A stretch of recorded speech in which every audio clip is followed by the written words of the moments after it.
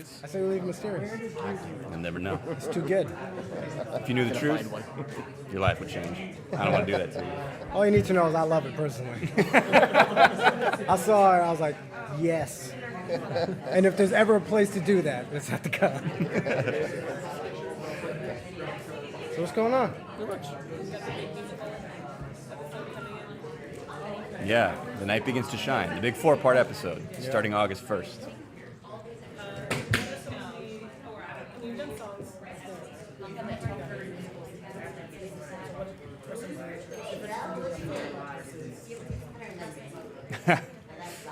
Well, it wasn't even the 4-part that made this process different. It was more just how much music went into this one. You know, like where most of our episodes will have one song. I mean, this is just a number. I'm not sure, but it's got 10 songs in it. Whatever. You know, like there's a lot of music going on in this one. So it was just bigger. So we just went all out. Yeah, it was cool. How long did it take you to get the episode down? Is it done now? How long did it take you from that episode compared to other episodes? That's probably the question. Oh, that'd probably be our question for our line producer. Yes. To us, that part of it's magic. Yeah. We keep working, and she tells us when we need to start handing stuff over. Oh, really? Yeah. I'll be like, hold on, 5 more minutes. She's like, no, you're done. Okay, Mom, next. But in this one, surprisingly, again, because she's incredible at her job, we did it in the same time we do all our episodes. We just put more bodies on it. Yeah. You know, so we just needed a lot more resources. What was it like working with Paul? Awesome. They were super nice, man, and they were super into it. You know, so they probably had way more fun than we did. I mean, it was cool for us, but they were just like, "What? We're gonna be in a cartoon!" Like it was cool, you know. And even when after we did their designs, we sent it to them, and it was like no notes. They were like, "I love it." And you're like, "Great." I think somebody just wanted more tattoos, or something, but that was it. It was cool.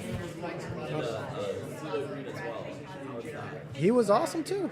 Seriously, man. Like everybody came in and was super duper nice. You know. Yeah, CeeLo we never know like if people are going to come in and we haven't worked with them yet, if they're going to have an attitude or just if we're not even going to get along on some weird level or whatever. But super chill and super nice and down to just like. He came in with his lady and his cute little dog.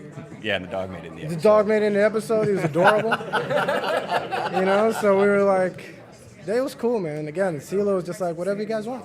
You know, so. Yeah, I know, because he had to sing the songs a cappella, and I was like, is he going to do this? Like, is he going to be like, I'm not going to sing a song for you right now, dude? Yeah. But he was down. Yeah, it was cool.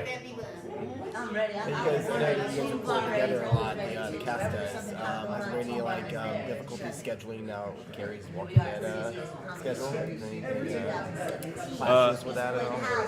Oh, you're looking for some dirt right now. No, I'm just kidding. Yes, everything. Yeah.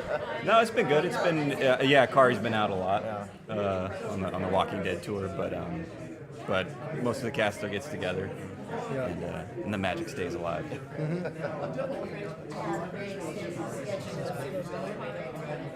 Oh yeah.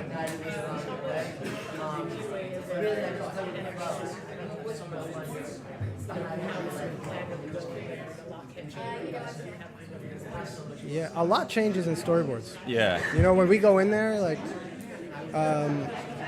when we played out that scene, the dog wasn't ever in it. You know, and we were like, man, dude, the scene wasn't playing. Like, CeeLo was just in the room by himself. And I was like, listen, man, he's got that adorable dog. Let's put the dog in. And let's not just put the dog in. Let's have the dog sing with him at some point, you know? He almost stole the show, you know? Like, it was... so to answer your question, it's in the storyboard phase, things are constantly changing until we find the right spot. What defines success for the show? When you think about it, is there one thing that defines success, or is it a multitude of things? It's a bunch of stuff. To me, man, again, Aaron's been on it from the beginning. I came in a few months after. But yeah, exactly. Yeah. We were wearing the same but shirt. But for real, man, honestly, at this point, and even from the beginning, was trust. There was zero ego in the room. And there can be a lot in this industry. Everything's left at that door, and everybody genuinely just wants to make the best product ever. You know, like these guys, you know, Aaron and Michael as writers, once they hand that script over to us, they're like, do your thing, man. Just make it funny. You know, like just don't do that. Just don't go lateral with it. You know, like make it funnier. And we've got an incredible crew that genuinely they're fans of the show. So it's honestly, to me, man, and we've been doing this for a while, it's magic. What happened with that right crew came together, and all the right personalities. That's what you see on screen. You know, it's cool. It's really cool. Yeah, that's sweet. But for me, it's like money. Like a lot. It's He money. said money. Money. Yeah. There's that part The too. success. Yeah. That's how I quantify it. Yeah. And our Emmy nomination too. Don't forget to talk about that. Oh yeah, no doubt. That's some hard work. We earned that one, I think. That's hilarious. It goes between like where they're regularly at and this really incredible like 80s alternate universe. How much fun did you have putting together those epic fights in the marching band? That was a lot of fun. We had to pull back as like a little bit because we wanted to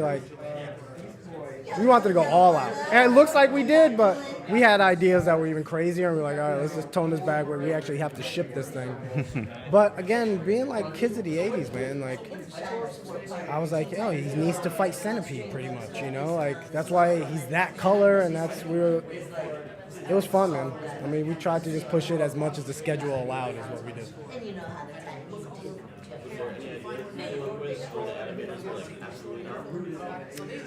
I don't know. Tell them about those raw ideas. They're like, morally, I can't get behind that. Yeah, no, I can't think of it. No, dude, they killed it, man. Canada came through, and it was Copernicus did an incredible job. They really did. Something about the world that they live in and what they kind of have in mind for that voice, and then you as the actor has to sort of play and be able to freely go wherever they want to take you. Like, you may have something in your head and then you get there and like, oh, now we decided we want her older, younger, fatter, she has braces, she's a boy. Like, you're gonna have to be willing to play. So Raven was one of those auditions that at the time I was doing Kylie for Extreme Ghostbusters, Batgirl, and I think Ingrid Third for Fillmore, and they were all like dark, depressed teenage girls.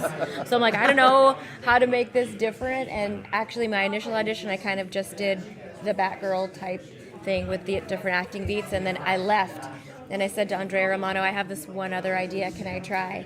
And I don't know where that idea came from, but just to have this role that everything she says is kind of in that weird back of your throat, and that's what worked.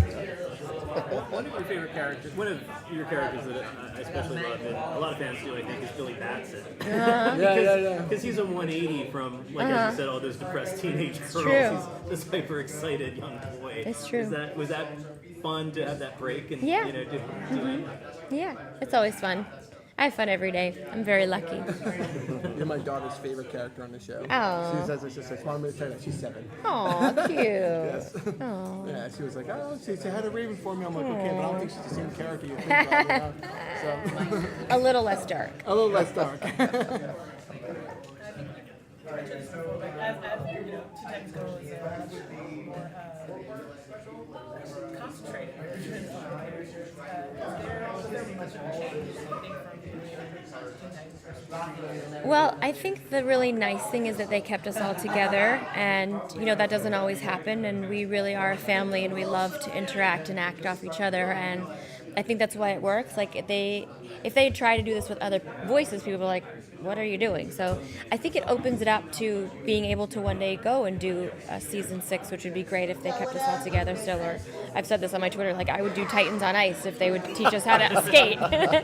So I think that's important, keeping the core voices together. That helped make this show such a big phenomenon. And in terms of acting, it's like once I create a character, they live in my head, and so I just kind of bring them down to play when it's their turn. And I think for Go, it's still her. It's just she's in this fantastical world that's even more fish out of water. So it's still the same acting beats for me, although obviously the stakes are much, much less higher.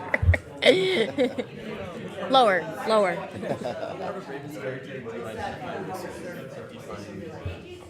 I think really I'm very sparkly and happy and laws of attraction positive thinker, so that is the anti-Raven. But I think those moments where she really just wants to be alone, and like she's in her room and don't anybody bother her, I think I can relate to that. And also just that internal feeling that even though other people aren't thinking it, you may feel like I'm not really liked or I don't really belong in this room. I think everybody grapples with that. So to be able to kind of put that angst away and be confident in your own space, I think that's probably the thing I relate to the most.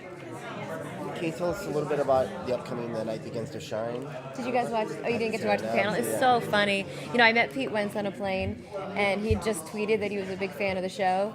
So he was behind me, and I said, "Are you Pete?" And he's like, "Oh my gosh, Tara Strong." We started talking, and he invited me to his show that night. So I was backstage with Fall Out Boy, and his band are such adorable nerds. Like they knew every show I was on, and we were talking about maybe getting them on the show, and that's actually how that happened. Yeah. So yeah. See, it is all who you know. So and the episode is so hilarious. And the music is great. The production of it is great. It's really amazing. Last year you cosplayed as Harley here at the San Diego Con. Any chance you'll cosplay as Raven? Well, let's just say the eyes aren't blue for nothing. We didn't want to ask. We were like, I was going to say. what's happening? And I can't go home in between, so I figured I should do that first because otherwise I don't wear contacts, so in the bathroom I'd be like messing up my makeup. But a lot of people are asking, and I'm like, it's a surprise for my next panel. Oh, cool, nice. So if you guys are going to the DC panel, anyone going to the DC panel? There'll be a lot of people going now. I'll be tweeting that out momentarily. Then you'll know why the blue eyes. I love cosplaying. It's so much fun. It's really 100% for the fans. Because typically voice actors don't do that. They don't dress as themselves. So to see them like this Terraception thing going on, they're like, wow. And they love it. They love it so much. I like when I'm in cosplay and the fans don't recognize me. Like last year there was this guy on the street and he's like, can I please take your picture? Harley's my favorite. You're like my 14th today. And I was like, okay, but am I your favorite? And he literally took his phone. He's like, I don't know. I've seen a lot of good ones. I was like, I can't wait for that guy to get home and like make the picture bigger. Are you planning on doing any more live action or anything along the way? I'd love to, yeah. I do like doing it. Teenage Caveman a few years back. Teenage Caveman. Larry Clark, I think. That doesn't sound familiar, but Who knows? Yeah. yeah, I just did a little pilot with Carlos Alazraki, which if that goes, that'll be really fun. It's all improv and sketch. It was him and myself and Mindy Sterling and Lorraine Newman. Cedric Yarbrough is in it. It's a really funny sketch. So if that goes, look out for that. I don't know if it's gonna go, but so if that goes. Is it a kick to see so many Ravens based on your Raven? Because Yeah. I think with a lot of characters in Batman and Harley, Yeah. there's many different iterations that people cosplay. But with Raven, they really seem to be cosplaying. Yeah, Teen Titans Go I Raven. especially love the kids. They're so cute. The kids are so cute when they're cosplaying. At the panel just now, there was this little Raven. She was so tiny, and she kind of, hi honey, and she kind of missed the mic, and she walked back and forth, and she looked really shy. So I was like, oh, she's scared to talk, right? Finally, she finds the mic. She's like, why are you a demon and not a bird? And she like screamed it. I was like, I don't know how to answer that. But she was a cute little Raven, so. One more? In the booth, you said you guys are together a lot before the fight, and it's obviously a very funny show. Do they leave a lot of room for improv and ad-libs? Do they stay I in? would say not a lot, but some. Okay. Like if we have an intuition to throw something in, they let us do it, play with it, and sometimes things stick. Like there was an episode where Hinden and I were like going, "It's cool," and like we just kept doing it, and so it was like wherever, like he's fly, like and we just be these girls in the background. It didn't really make sense, but so they give us some room to play. But we do stick typically to the script pretty well. Go. All right, I'm done. Oh, Where do you get all your energy from? Just you're on all the time. well. Here, I'm gonna actually this is an important question. This brother asked me where do I get all my energy from, because he says I'm on all the time. And honestly, it just comes from being healthy, happy, and holy, and letting animals guide me and be my teachers, animals and kids. It's true. So yeah, that's where I get it from. Kids and animals, inspire me to just be present. And when you're present, you have all of the universe's energy available to you. But you have to be clear, you have to be aligned, and that means eating healthy, thinking healthy, all of those things. And then you don't have to ever worry about energy because it just comes through. Scott, are you joining us? What's up, guys? Oh, we got Scott Menville in the house, yo. My brother Sipes. My brother Scotty. Speaking of angels and being aligned, this dude is. No, this guy's a light. No, we're both You're a light. ninja. You're a ninja too. This guy, look at these biceps. Come on, show them. Them guns. No, them legs. That's what it was. Look at them legs. We were talking to Tara about like finding the voice, and when you guys got the roles in your audition, how did you find the particular voices for you? In the original auditions? Yeah. Have you already answered it? No. I have not answered it yet, but you can. I'll go first because your story is interesting too, so we'll save that one for. I came in to do Robin, and Andrea Romano was our director and casting director on the original series. And I'd worked with her, I've been doing this since I was a kid, so I'd worked with her a lot professionally. She brought me in, and I kind of was sort of doing my own voice, and she said, why don't you add some Clint Eastwood to it? So, good old Andrea. So all of a sudden my voice kind of got a little higher, and then it went into this with a little bit of Clint Eastwood, and there's Robin. We got to send Andrea a little message. I miss her. Yeah, she's awesome. Andrea. So my story, what was your question? How did you find your voice for this one? He's typing his grocery list in. Yeah, well, I showed up at Warner Brothers Animation Studio. It was my first ever audition outside of like sitting at my agency's office and doing stupid commercial spot stuff for like McDonald's. Although there's some cool Teen Titans toys at McDonald's.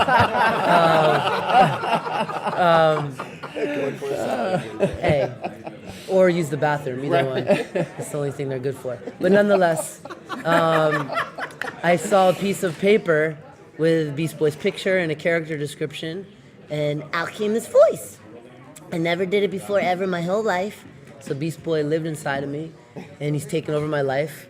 He tells me what to do, what girls to date, what food to eat. He's totally consumed me, but I love it. But you've also taken over Beast Boy's life a little bit because he has become a vegetarian because of you. It's true. Beast Boy is a vegetarian because of me. Beast Boy has basically made a whole generation of kids speak in a new grammatical way. I get a lot of kids in trouble in English class. I myself barely know how to speak anymore or spell because of Beast Boy. Although I can also take credit for corrupting the speech of the youth. Many speak Pig Latin now. Yes. From that episode.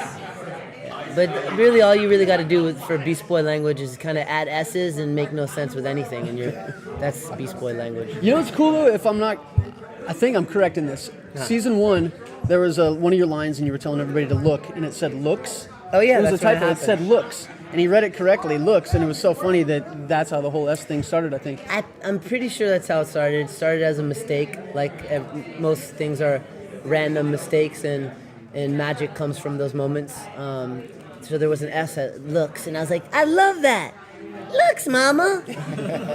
It might have been that or I made it up. Either way, I took it and I ran, and now it's a thing.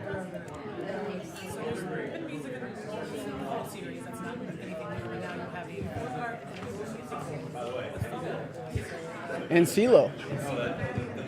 Yeah. CeeLo Green, Fall Out Boy, Weird Al. We've had some good musicians on our show. Yeah. And this last, 4-part, string of episodes, Night Begin to Shine. I think all of them are in it, right? Yeah, I think so. Yeah, and we sing it.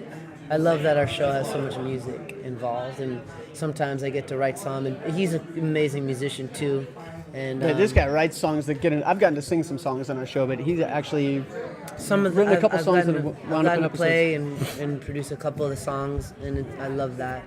I love it. I love making music. Actually, the whole Summertime Go campaign on Cartoon Network I wrote. It started off as a joke, kind of like, oh, I have a campaign for you, and they took it and made it the whole summer campaign. I love. Actually, I wrote that and produced it with my brother Pete. He's over here, Pete. Summertime Go. Summertime Go. I love being able to sing some of the songs not only as Robin but in other characters. Like a Birdarang song I got to do the weird Easter Bunny song for the Easter Creeps episode. So that's always fun to sing it as another character. Are you both comic fans? Or you read comics? I'm not a huge fan, but there have been some lines that I was into. As a kid, I was into Wolverine and Punisher, and yeah. Actually, I really just enjoyed the Fight Club 2 comic that was out. Yeah, really cool. I did geek out and I bought each cover. They would put out 2 different covers for every issue. So I went and talked to David Mack. I was like, I need those. I Yeah. need to autograph every single one of them. They're fantastic. They're cool. They're good stuff. It's so weird. I was never really like. I didn't like to do. I just like to be outside in nature most of the time. Me too. But I did have some comics, and I was mostly concerned with if they were going to be worth money one day. So I had like a stack of comics when I was a boy, and I think my mom saved them. Some DC. I think I had a whole like a 4-pack of like, you know, there's like you get like a big. There's like 4 stacks of comics, and I had those, and I was like, these are going to be worth so much money one day. I think my mom still has them. Maybe they are worth money now.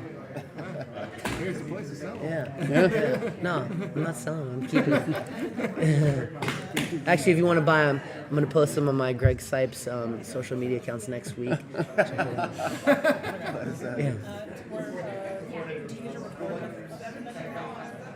well, not the music, but for like Fall Out Boy did voices in it. So yes, for that, yeah.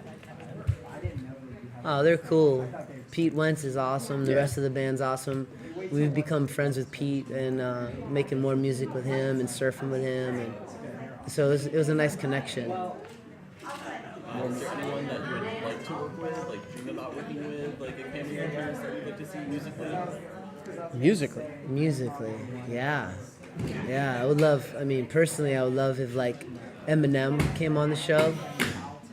I think that'd be so fresh. You know, we're lucky enough to have Mixmaster Mike from the Beastie Boys do the remix of our song. So I'm gonna hopefully, you know, it'd be nice to have him do some more music. I don't know. Most of the artists I love so much are gone, so maybe we can have them show up live on our show, like Bob Marley or Jim Morrison or, you know, Prince or Michael Jackson. Michael Jackson inspires Beast Boy a lot, by the way. He does.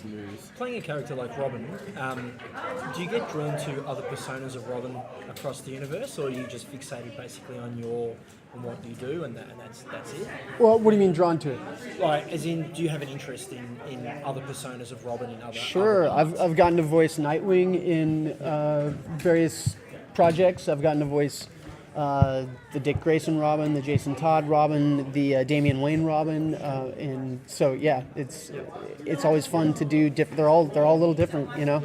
So yeah, it's cool. I'm starting to get a cool little action figure collection of different Robins. They're all me. Yeah.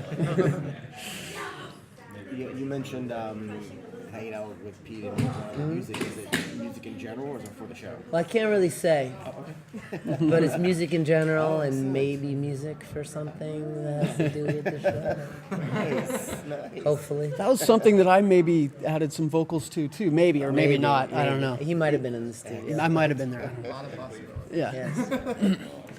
Well, I have to get to a Roddenberry panel right now.